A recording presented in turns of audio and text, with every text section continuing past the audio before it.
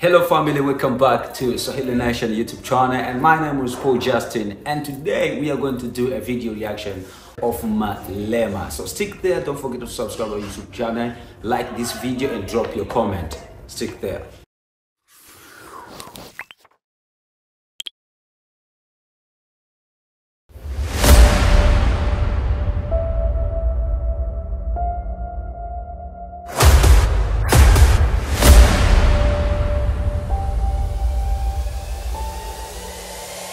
This is the journey to one Africa.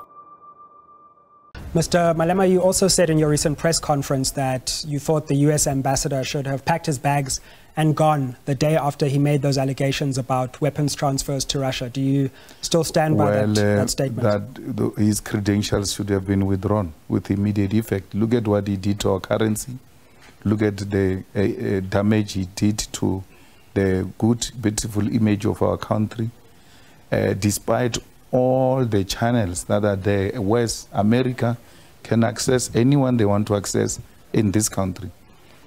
He takes a posture he has taken, discrediting our country, to a point where I like Minister of Defense's example, that we have not transferred anything, even the smallest to the size of chappies has never been sent to Russia.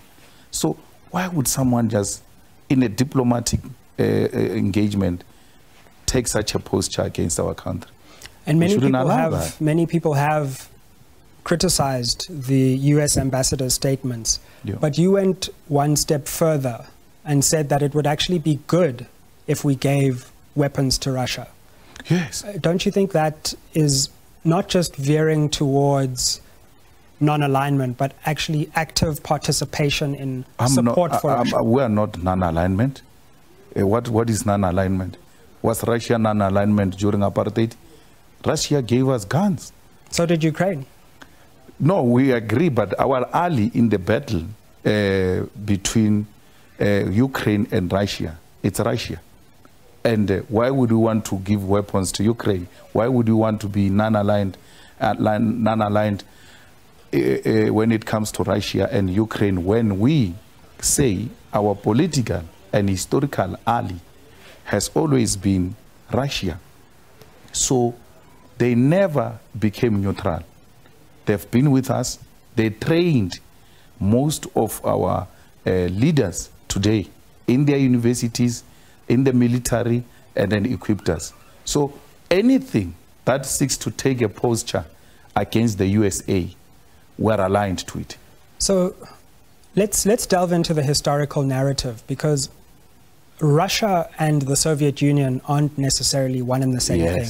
So it's correct to say the Soviet Union was our ally, but the Russian Federation, which succeeded the Soviet Union, is quite a different political entity, a capitalist state in many ways, filled with great capitalist exploitation, from which President Putin himself has benefited. Ukraine could just as easily, historically, in fact, sometimes more, in terms of the training of MK combatants, MK leaders, stake a claim, historical claim, to South Africa's allegiance. So why do we pledge allegiance to this new political entity which is not identical with the Soviet Union itself? No, the Soviet Union played an important role in solidarity with South Africa, but Russia in particular. So we're not confused about the role that was played by the Soviet Union, and that the Soviet Union trained a lot of our cadres. But Russia itself played, in that context of the Soviet Union, more significant, important role. A lot of ministers, we can call their names today, learned for free in the universities of Russia. Many of ministers, who can quote their names, and leaders today were trained in Russia. And we're not confusing Russia with the Soviet Union. We know the difference. And we know that Russia, as is now, it's a capitalist state. But anything that seeks to create an alternative to the USA, it's an ally to the EFF. A capitalist in nature, but it has taken a posture to take head-on in alliance with China.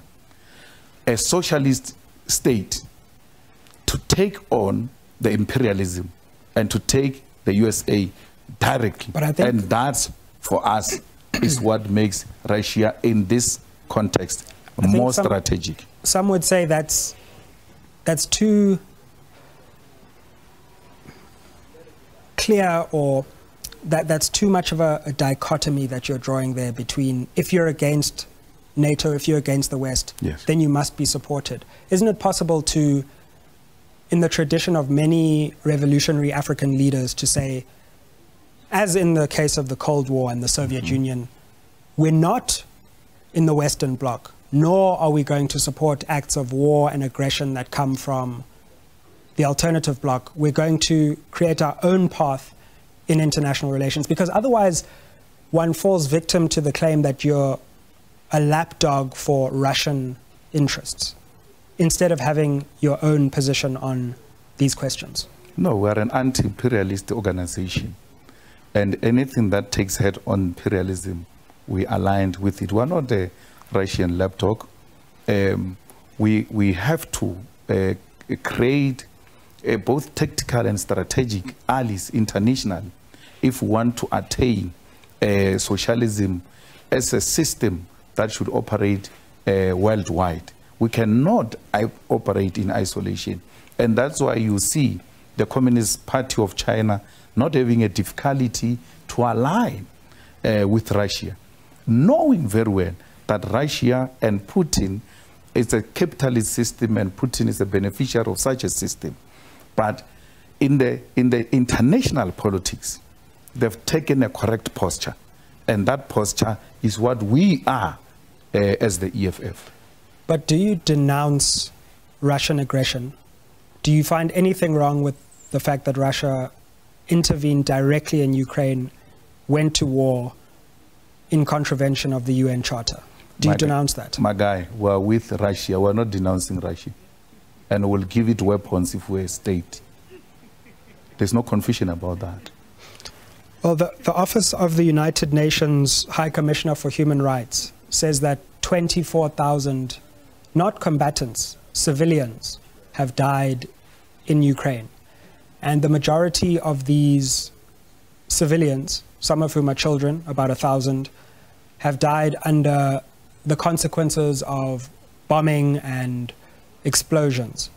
So the question is not necessarily one of just geopolitics. It's also a moral question about the loss of innocent life to the tune of 24,000 people. And that matters, doesn't it? It does, but there will always be casualties in war, especially when the leadership of your country doesn't take into consideration the interest of that particular country and pursue the West, NATO, American aligned interest at the cost of their own country and their own civilians. I mean, this matter would have been resolved if Ukraine would not have allowed its expansion. So we are very sympathetic to civilians who lost life, and we will not be proud of such. But unfortunately, my guy, it's a war, and there will be casualties. It is what it is. There are also geopolitical consequences for South Africa, because the more we push towards Russia, and if we were to follow your policy, I take it if you were in charge of South Africa's foreign policy, you would be pushing a pro-Russian alignment stance. Yes. That would have major real consequences for the South African economy, also geopolitically. If we just look at what's happening in the UN, South Africa's recent decision to abstain on a motion left us isolated, where 3/4 of the world supported that motion, including many African states, many states from the global south. Wouldn't it just be practically foolhardy for us to follow a pro-Russian stance when our economy and our geopolitical standing could be called into question? Well, there are consequences for any political decision you take. The implications will be there economically. Do we have alternatives? And that's what this type of posture that has been taken by Russia seeks to create an alternative platform where we are not reliant entirely on the US, but there are other markets that can always intervene or still trade with us, depending on whatever political position we take. So that's why we believe that any political position you take, there will be economic consequences. I mean, if we were to read the EFF policies, if you were to implement those policies, you ought to conscientize society and make society aware that there will be consequences for such a political decision. But a decision had to be taken, and position must be taken, and that position was going to be taken if we're in charge of our international policy. Thank you so much for watching this video. Don't forget to subscribe our YouTube channel, like this video, and drop your comment. And my name is Paul Justin. Bye bye.